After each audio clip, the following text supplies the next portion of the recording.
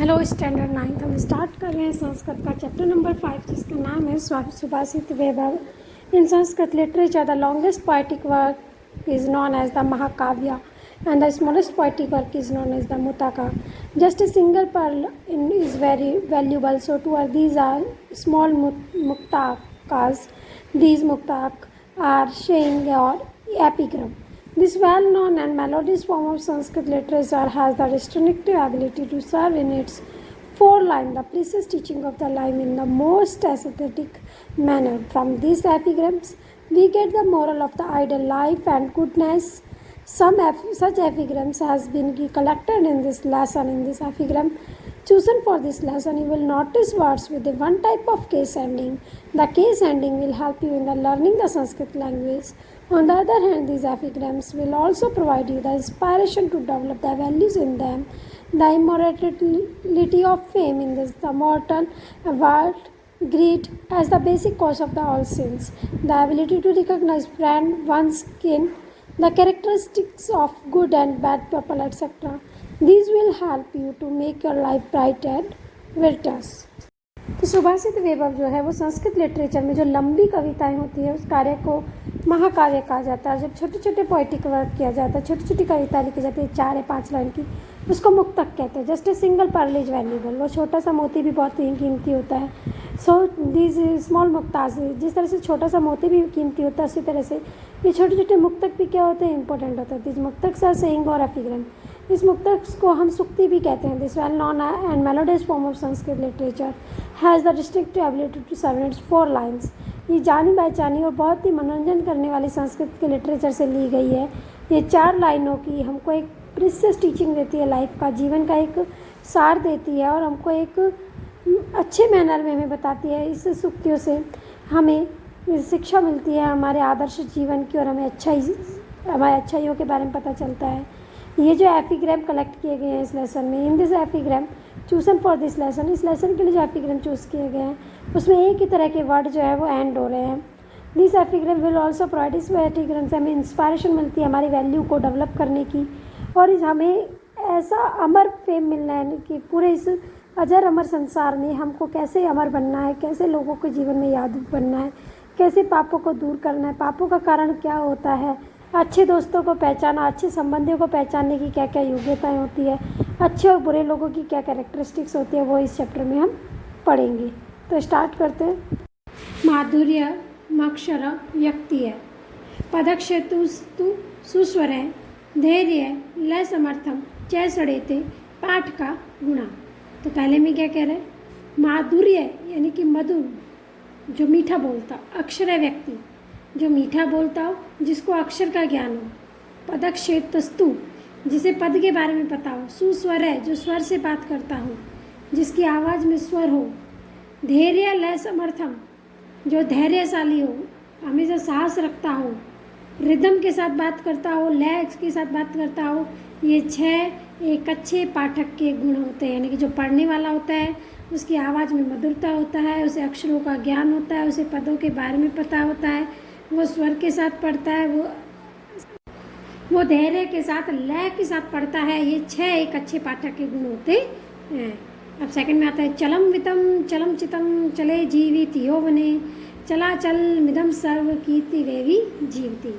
यहाँ ले क्या कह रहा है कवि, चलम वितम, वितम मतलब धन, जो धन होता है ना वो भी क्या होता है, चंचल होता है, कभी आपके पास पैसा है कभी नहीं है।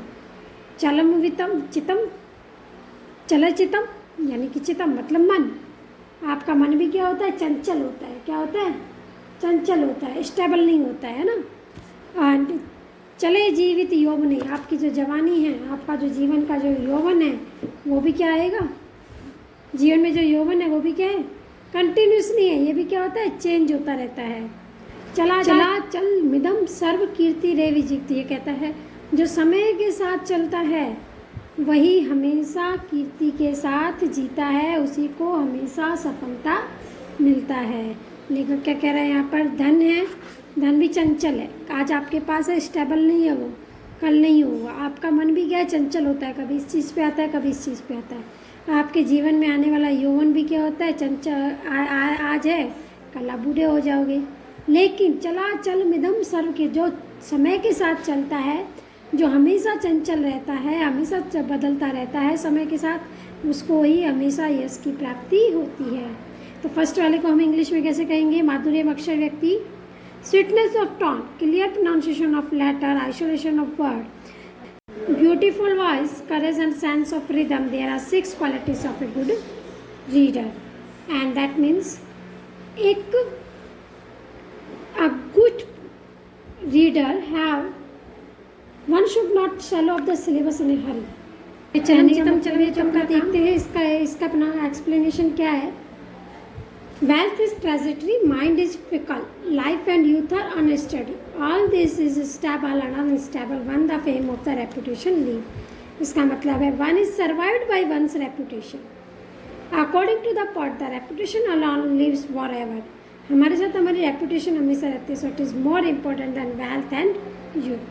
Now third है मक्षिका वण मिछन्ति धन मिछन्ति पार्थिवा, नीचा कलह मिछन्ति शांति मिछन्ति साधवा। यहाँ पर लेकर कह रहा है मक्खी, मक्षी का मतलब मक्खी, वण मतलब घाव। मक्खी हमेशा क्या चाहती है? किसी घाव हो तो मैं उसके ऊपर बैठूं। धन मिछन्ति पार्थिवा, जो राहगीर होते हैं, जो किसको वो उनको क्या चाहिए? धन चाहिए, वो धन के इच्छित होते हैं। नीचा कलह मिछन्ति, और जो नीच लोग होते हैं वो खाली झगड़ा करते रहते हैं, उनको खाली क्या चाहिए? झगड़ा चाहिए। एंड शांति मिछन्ति पार्थिवा साधवा, लेकिन जो साधु लोग होते हैं उनको क्या चाहिए? शांति चाहिए होती है, वो शांत जीवन जीना चाहते हैं। तो क्या हाउस फ्लाई डिजायर बाउंड, मधुमक्खी को क्या चाहिए? घाव। किंग्स डिजायर वेल्थ, राजा को क्या चाहिए? धन। द विक्ड डिजायर क्वालर, जो नीच आदमी होता है उसको झगड़ा करना चाहिए बस। और गुड पीपल डिजायर पीस, और जो अच्छे लोग होते हैं उनको क्या चाहिए? शांति से जीवन चाहिए। ओके, नेक्स्ट स्टार्ट कर। गावो गंधेन पश्यति वेदे पश्यन्ति ब्राह्मणा, चारे पश्यन्ति राजान चक्षुष्प्रिया मित्रे जना। यहाँ पर क्या कह रहे हैं? गावो मतलब गाय, गंधेन मतलब सूंघ के, खुशबू से। यहाँ पर कह रहे हैं गाय जो है वो किसी भी चीज़ को किससे देखती है, मतलब पहचानना। गाय जो है वो किससे देखती है, किससे पहचानती है? उनकी सुगंध से। वेदे पश्यन्ति ब्राह्मणा, ब्राह्मण लोग जो होते हैं वो किसी को भी पहचानते हैं, किसी की भी नॉलेज रखते हैं, तो वो किसकी रखते हैं? वेदों की। King see through their spies, और जो राजा जो होते हैं वो किसके थ्रू देखते हैं? अपने जासूसों के थ्रू। किसके थ्रू देखते हैं? चारे मतलब जासूस, जासूसों के द्वारा देखते हैं। बट जो कॉमन लोग होते हैं वो किससे देखते हैं? मित्रे जना, और लेकिन जो कॉमन लोग होते हैं वो उनकी आंखों से देखते हैं। चक्षु भ्या मित्रे, यानी कि आँखों से। जो कॉमन लोग जो होते हैं वो आँखों से देखते हैं। गाय हर चीज़ को अपनी सुगंध से पहचानती है, ब्राह्मण लोग वेदों से पहचानते हैं, और जो चारण लोग होते हैं यानी कि राजा लोग जो होते हैं चारण यानी कि जासूसों से अपनी लोगों को पहचानते हैं। और लोग जो होते हैं वो खुद की आंखों से सबको पहचानते हैं, या सब कुछ अपनी आंखों से देखते हैं। कहने का मतलब है गाय अपनी सुगंध से हर चीज़ की तरफ जाती है, ब्राह्मण वेदों से लोगों की पहचान करते हैं, राजा जासूस के अकॉर्डिंगली चलता है, लेकिन जो साधारण लोग होते हैं वो अपनी आंखों से देखते हैं। आगे पढ़ते हैं। दरिद्राय धनम देयम ज्ञानम देयम जड़ाय च पिप्सिताय पानीयम क्षुधिताय च भोजनम। यहाँ पर लेखक कह रहा है जिसको जिस चीज़ की ज़रूरत है उसे वही चीज़ देनी चाहिए। धन हमेशा गरीबों को देना चाहिए। आप अगर दान दे रहे हो तो अमीर लोगों को दान दे रहे हो, कोई फ़र्क नहीं पड़ता। दान हमेशा किसको देना चाहिए? गरीब लोगों को। ज्ञानम देयम जड़ाए, जड़ाए मतलब अनपढ़। और अगर आप ज्ञान दे रहे हो तो आपको ज्ञान हमेशा किसको देना चाहिए? अनपढ़ लोगों को जाना चाहिए, जिसे ज्ञान की ज़रूरत है उसको देना चाहिए। ठीक है। एंड नेक्स्ट है पिपिस्ताए पानी। पिपिस्ताए मतलब प्यासा, और पानी हमेशा किसको देना चाहिए? प्यासे को। जिसका पानी की प्यास ही नहीं उसको पानी दोगे तो आपका कोई फ़ायदा नहीं है। क्षुधिताय च भोजनम, और भोजन हमेशा किसको देना चाहिए? भूखे को देना चाहिए। तो यहाँ पर कह रहे हैं कि जिसको जिस चीज़ की ज़रूरत है उसे वही चीज़ देनी चाहिए। धन हमेशा गरीबों को देना चाहिए, ज्ञान हमेशा अनपढ़ लोगों को देना चाहिए, पानी हमेशा प्यासे को पिलाना चाहिए, और भोजन हमेशा भूखे को देना चाहिए। अब लोभात क्रोधे प्रभवती, लोभात काम प्रजायते, लोभात मोश नाश्यते, लोभास पापस्य कारणम। यहाँ पर पाप का कारण बताया है। लोभात क्रोध प्रभवती, जो लालच करते हैं ना, लालच ही किसको बढ़ाता है? गुस्से को बढ़ाता है। किसको बढ़ाता है? गुस्से को बढ़ाता है। लोभात काम पर जायते, लोभ के कारण ये क्या आता है कि आपको इच्छाएं, काम मतलब इच्छाएं जागती है, आपको हर चीज़ ये चाहिए, वो चाहिए, वो चाहिए। ये आपको किससे पैदा होता है? लालच से। अगर लालच नहीं होगा तो आपको किसी चीज़ की ज़रूरत भी नहीं होगी। लोभात मोह नाश्चय, लोभ के कारण ही, लालच के कारण ही क्या आता है? मोह आता है। किसी भी चीज़ को ये मेरा है, ये मेरा है, ये मेरा है, ये सब किसके कारण आता है? लोभ के कारण आता है। लोभ के कारण ही हमारा विनाश होता है। लोभ पाप से कारणम, और ये लोभ ही है जो हमारे पाप का कारण बनता है। लोभ से पाप आता है। जैसे anger originate from greed, desire is born out of greed, temptation and destruction are caused by greed, greed is the cause of sin. हमारे सारे पापों का कारण क्या होता है? लालच होता है। नेक्स्ट करते हैं। यहाँ पर जहर यानी कि बुरी बातें किस में जाता? तक्षक विषम दंते मक्षिकायश्च मस्तके वृश्चिकस्य विषम पुच्छे सर्वांगणे दुर्जनस्य तत्। यहाँ कह रहे हैं जिस तरह से तक्षक मतलब कि सांप के जो विष होता है, जहर होता है, वो कहाँ होता है? उसके दांत में होता है। मक्षिकायाश मस्तके, और मक्खी के कहाँ पर होता है? मस्तिष्क में होता है। वृश्चिकस्य विषम पुच्छे, और जो बिच्छू होता है, वृश्चिक मतलब बिच्छू के जो जहर होता है वो कहाँ होता है? पूंछ में होता है। सर्वांगे दुर्जनस्य तत्। लेकिन जो बुरे लोग होते हैं, जो दुर्जन लोग होते हैं, उनके तो पूरे शरीर में ही विष भरा हुआ होता है। यानी कि कहा जा रहा है जहर के तो खाली दांत में जहर होता है, सॉरी सांप के तो खाली दांत में जहर होता है, मक्खी के खाली मस्तिष्क में जहर होता है, बिच्छू के खाली पूंछ में जहर होता है। लेकिन जो बुरा आदमी होता है वो कभी किसी का अच्छा नहीं सोच सकता, उसके तो शरीर के अंग अंग में जहर होता है। तो snake has poison in its teeth, the fly has poison in its head, the scorpion has the poison in its tail, a wicked person's whole body is full of poison. That means एक wicked person जो होता है ना वो सबसे ज़्यादा जहरीला होता है। स्टार्ट करते हैं नेक्स्ट। उत्सवे व्यसनी चैव दुर्भिक्षे शत्रुप्लवे राजद्वारे शमशाने चाहिए तिष्ठति से बांधवे। लेखक कह रहे हैं उत्सवे व्यसनी चैव दुर्भिक्षे शत्रुप्लवे राजद्वारे शमशाने चाहिए तिष्ठति से।